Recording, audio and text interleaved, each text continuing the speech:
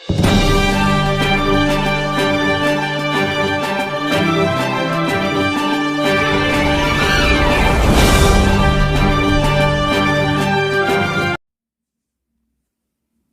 Everyone, welcome to कक्षा affairs, अपनी कक्षा अपना एग्जाम। आज इस वीडियो लेक्चर में हम डिस्कस करेंगे 27 जनवरी 2022 के करंट अफेयर के क्वेश्चन के बारे में। साथ ही हम देखेंगे कि इन करंट अफेयर से रिलेटेड हमारे स्टैटिक जीके के क्वेश्चन का कौन कौन से है वो बन सकते हैं, उनको भी हम साथ में डिस्कस करेंगे। तो शुरू करते हैं आज का पहला क्वेश्चन। आज का पहला क्वेश्चन शुरू करने से पहले मैं आपसे एक गुजारिश करता हूं कि अगर आप इस चैनल पर नए हो तो इस चैनल को प्लीज़ सब्सक्राइब जरूर करें और अपने स्टडी ग्रुप और दोस्तों के साथ शेयर जरूर करें, ताकि ज़्यादा से ज़्यादा स्टूडेंट को है वो इस वीडियो लेक्चर का बेनिफिट मिल सके। इसके अलावा अगर आप इस वीडियो लेक्चर की PDF चाहते हो तो ये PDF हमारे टेलीग्राम ग्रुप में है वो आपको मिल जाएगी, वहाँ से आप डाउनलोड कर सकते हैं। टेलीग्राम ग्रुप का लिंक है वो नीचे डिस्क्रिप्शन बॉक्स में आपको मिल जाएगा। तो शुरू करते हैं पहला क्वेश्चन। फर्स्ट क्वेश्चन है, परम विशिष्ट सेवा पदक से सम्मानित किया गया है। ऑप्शन है नीरज चोपड़ा को, मैरी कॉम को, विराट कोहली को या फिर शिखर धवन को। तो परम विशिष्ट सेवा पदक से है वो नीरज चोपड़ा को है वो सम्मानित किया गया है हाल ही में। कब?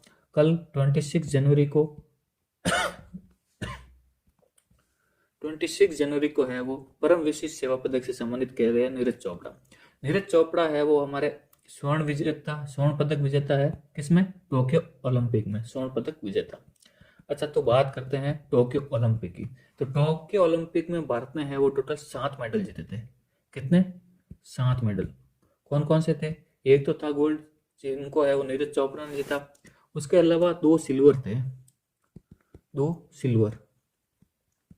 सिल्वर जीते थे। एक तो रेसलिंग में रवि कुमार दहिया और वेट लिफ्टिंग में मीराबाई चानू। कौन? रवि कुमार दहिया और वेट लिफ्टिंग में कौन? मीराबाई चानू। इन्होंने जीता था सिल्वर में, ठीक है। और 4 है वो ब्रॉन्ज मेडल जीते गए थे। कितने ब्रॉन्ज मेडल? 4 है वो ब्रॉन्ज मेडल जीते थे। ब्रॉन्ज किन किन ने जीता? तो पीवी सिंधु ने, लवलीना ने और इंडियन हॉकी टीम ने और इसके अलावा बजरंग पूनिया ने। किसने? बजरंग पूनिया ने। अच्छा, अंक तालिका में है वो भारत का कितना स्थान था? तो अंक तालिका में भारत का है वो 48th रैंक थी। कौन सी? 48th रैंक, ठीक है। सबसे टॉप पर कौन था? तो सबसे टॉप पर था USA, जिन्होंने टोटल है वो 113 पदक जीते थे, जिसमें से 39 है वो गोल्ड है। USA के बाद चाइना है वो सेकंड नंबर पर है। इसके अलावा क्वेश्चन पूछता है कि ये जो आयोजन है वो कहाँ पर हुआ था? तो टोक्यो ओलंपिक, यानी कि टोक्यो जापान में हुआ था। और इसका शुभंकर क्या था? तो शुभंकर था मिराई तोवा। क्या था? मिराई तोवा। ये एग्जाम में क्वेश्चन पूछता है 100%। क्या था? मिराई तोवा। इसके अलावा हम डिस्कस करते हैं ओलंपिक संस्थान के बारे में। तो इसको जाना जाता है अंतर्राष्ट्रीय ओलंपिक समिति के नाम से। किस नाम से? अंतर्राष्ट्रीय ओलंपिक समिति के नाम से। और इसका मुख्यालय है वो है ल्यूसाने, स्विट्जरलैंड में। कहाँ पर है? ल्यूसाने, स्विट्जरलैंड, ठीक है। और इसके वर्तमान अध्यक्ष है थॉमस बाक। कौन है? थॉमस बाक है इसके वर्तमान अध्यक्ष है। और आधिकारिक भाषा की बात करता हूँ, अंग्रेजी और फ्रेंच, ठीक है। कौन सी है? अंग्रेजी और फ्रेंच। अच्छा, भारत ने ये जो गोल्ड मेडल जीता है वो कितने साल बाद जीता है ये भी पूछ सकते हैं। तो 13 साल बाद। सबसे पहला गोल्ड मेडल किसने जीता था? तो बीजिंग में हुआ था ओलंपिक 2008 में। कहाँ पर? 2008 में चाइना के बीजिंग में हुआ था। वहां पर है वो शूटर थे अभिनव बिंद्रा।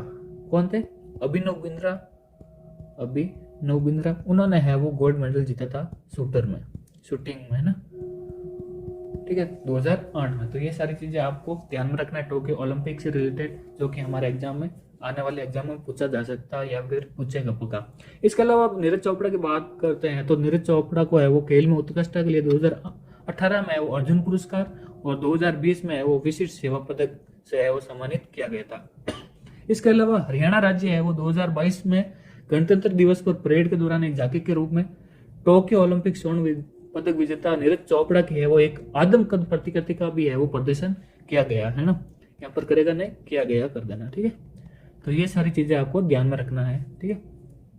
नेक्स्ट क्वेश्चन है, निम्न में से किसे है वो 73वें गणतंत्र दिवस पर पद्म विभूषण से है वो सम्मानित किया गया है, नहीं किया गया है ना। तो ऑप्शन है सुश्री प्रभा अत्रे, श्री राधे श्याम खेमका, जनरल बिपिन रावत या फिर देवेंद्र झांझरिया। अच्छा, जो पद्म पुरस्कार होते हैं उनमें सबसे टॉप पर होता है पद्म विभूषण, सबसे हाईएस्ट पर। उसके बाद आता है पद्म भूषण और उसके बाद आता है पद्म श्री। ये आप फोटो देख लो, आपको पता चल जाएगा पद्म विभूषण कैसा दिखाई देता है, पद्म भूषण है वो कैसा दिखाई देता है और पद्म श्री है वो कैसा दिखाई देता है। ठीक है, तो पद्म विभूषण है वो 4 व्यक्तियों को दिया गया था। किन किन को? सुश्री प्रभा अत्रे को, श्री राधेश्याम खेमका को, जनरल बिपिन रावत को और देवेंद्र झांझरिया है, इनको है वो पद्म श्री से है वो सम्मानित किया गया था। ठीक, सॉरी पद्म श्री नहीं, पद्म भूषण से है वो सम्मानित किया गया था देवेंद्र झांझरिया को। ठीक है, ये 4 चीजें ध्यान में रखना है। तो 4 लोग कौन कौन थे वो देखो, एक तो हो गया सुश्री प्रभा अत्रे, श्री राधेश्याम खेमका, जनरल बिपिन रावत और 4th नंबर हो गया आप कल्याण सिंह। कौन है? श्री कल्याण सिंह। ठीक है, तो ये चीजें आपको ध्यान में रखना है। अच्छा, ये जो पुरस्कार है पद्म पुरस्कार वो 3 श्रेणी में दिए जाते हैं, पद्म विभूषण के रूप में, पद्म भूषण के रूप में और पद्म श्री के रूप में। अच्छा, पद्म विभूषण है वो असाधारण और विशिष्ट सेवा के लिए दिया जाता है और पद्म भूषण है वो उच्च क्रम की विशिष्ट सेवा के लिए और पद्म श्री है वो प्रतिष्ठित सेवा के लिए दिया जाता है। इस सूची में है वो 4 तो पद्म विभूषण दिए गए, कितने? 4 पद्म विभूषण, 17 पद्म भूषण, विभूषण कितने? 4, पद्म भूषण है वो कितने? 17 और 107 है वो पद्म श्री दिए गए हैं, 107 पद्म श्री। तो टोटल कितने हो गए? टोटल हो गए आपके 128 है वो पद्म पुरस्कार दिए गए इस बार। ठीक है, ये एग्जाम में क्वेश्चन पूछ सकता है, कितने टोटल? 128 और 4, इन 4 को है वो आपको पक्का ध्यान में रखना है। अब जो 128 दिए इनमें से है वो 34 है वो महिलाएं हैं, 34 महिलाएं हैं और सूची में है वो विदेशी भी है, एनआरआई भी है, पीओ ओएसआई और 13 है वो मरणोपरांत पुरस्कार विजेताओं की श्रेणी के है वो 10 व्यक्ति भी शामिल है। ठीक है, ये सारी चीजें आपको ध्यान में रखना है। अच्छा, ये इसको स्क्रीनशॉट खींच लो या फिर नोट डाउन कर लो कि पद्म विभूषण है वो 4 किन किन लोगों को दिया गया था, मैंने बता दिया। अब मरणोपरांत किन किन को दिया है, तो श्री राधेश्याम खेमका को जो कि साहित्य और शिक्षा क्षेत्र से रिलेटेड थे, और जनरल बिपिन रावत जो कि सिविल सेवा से रिलेटेड थे, और श्री कल्याण सिंह पब्लिक अफेयर से रिलेटेड। तो ये सारी चीजें आपको ध्यान में रखना है पद्म पुरस्कार से रिलेटेड। नेक्स्ट क्वेश्चन है, यूएएसजी भाषाओं पर इंटरनेट पैनल के नए एम्बेसडर कौन बने? ऑप्शन है अक्षय कुमार, राहुल बजाज, विजय शेखर शर्मा, उमेश कुमार। तो करेक्ट ऑप्शन हो जाएगा आपका विजय शेखर शर्मा है वो यूएएसजी भाषाओं पर इंटरनेट पैनल के नए एम्बेसडर बने हैं। नेक्स्ट क्वेश्चन है, पनामा के जंगल में खोजी गई वर्षा मेंढक, क्या नाम रखा गया था उसका? वर्षा मेंढक की एक नई प्रजाति का नाम किसके नाम पर रखा गया है? ऑप्शन है Eric Merchant, Greta Thunberg, Netaji Subhash Chandra Bose या फिर इनमें से कोई नहीं। तो ये जो वर्षा मेंढक की एक नई प्रजाति खोजी गई है इसका नाम रखा है ग्रेटा थुनबर्ग पर। किसके ऊपर? ग्रेटा थुनबर्ग के। अब ये ग्रेटा थुनबर्ग कौन है? तो ग्रेटा थुनबर्ग है वो एक स्वीडिश महिला है, स्वीडिश, जो कि एक इन्वायरमेंटल एक्टिविस्ट है। कौन है?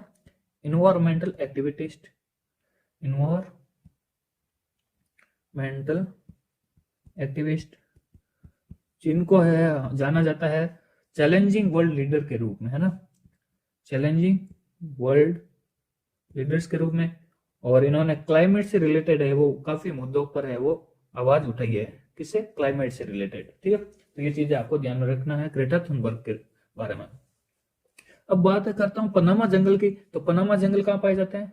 पनामा जंगल, तो पनामा जंगल है वो अमेरिका में पाए जाते हैं। कहां पर? अमेरिका में।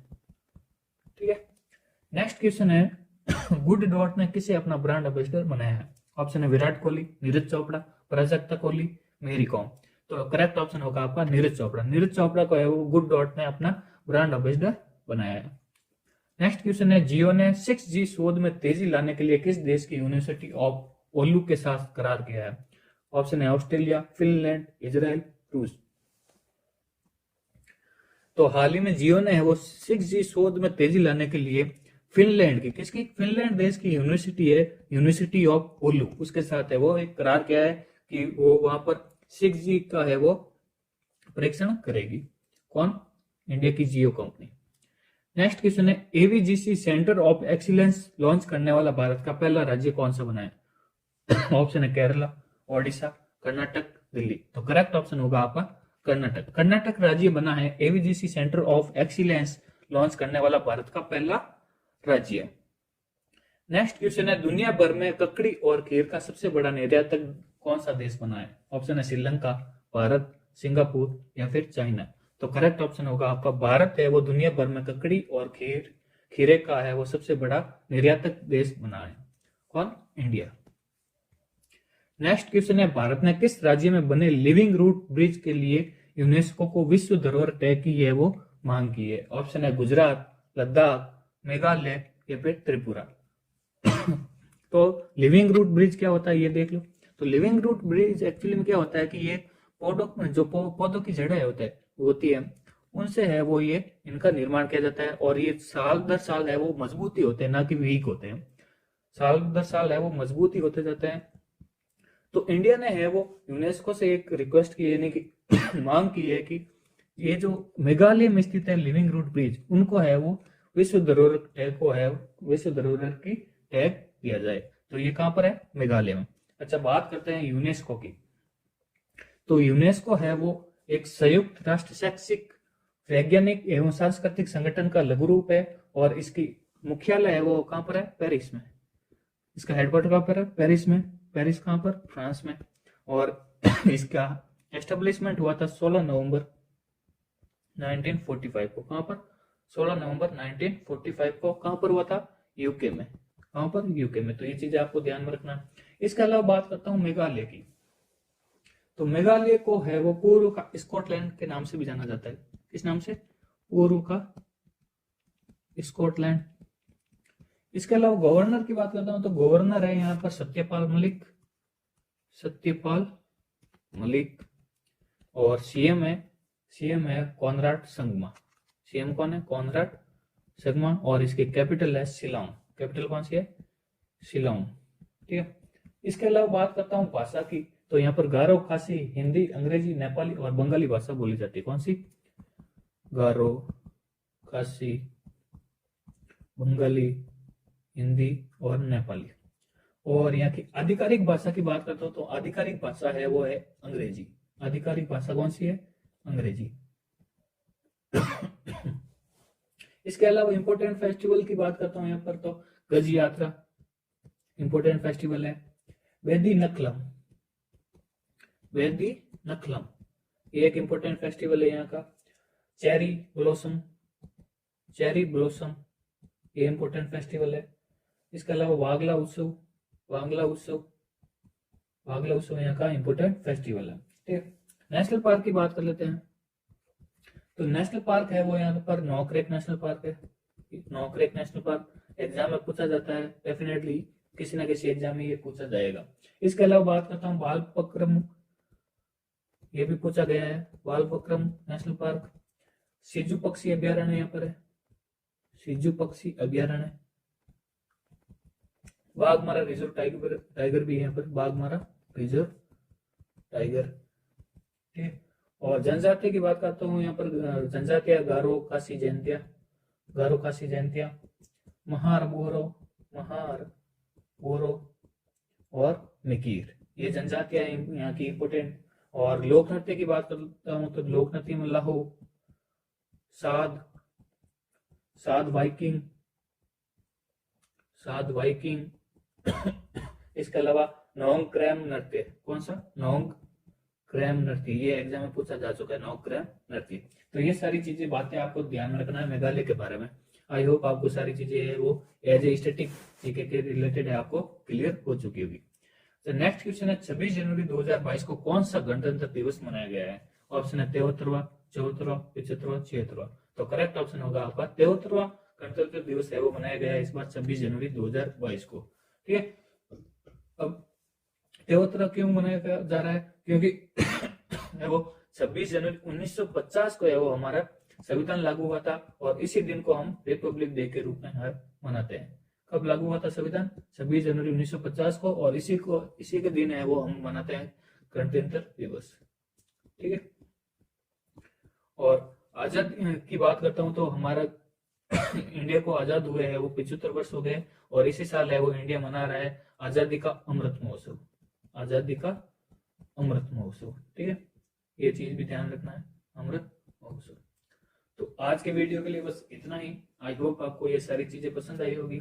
अगर आपको वीडियो पसंद आया तो आप अपना दोस्तों और स्टडी ग्रुप में शेयर जरूर करें, और लाइक का बटन जरूर प्रेस करें, और कमेंट करके ये बताएं कि आपको ये वीडियो कैसे लगा। अगर कुछ इंप्रूवमेंट की जरूरत है तो हमें जरूर बताइए, हम डेफिनेटली उस पर काम करेंगे। तो मिलते हैं अगले वीडियो में, तब तक के लिए जय हिंद जय भारत।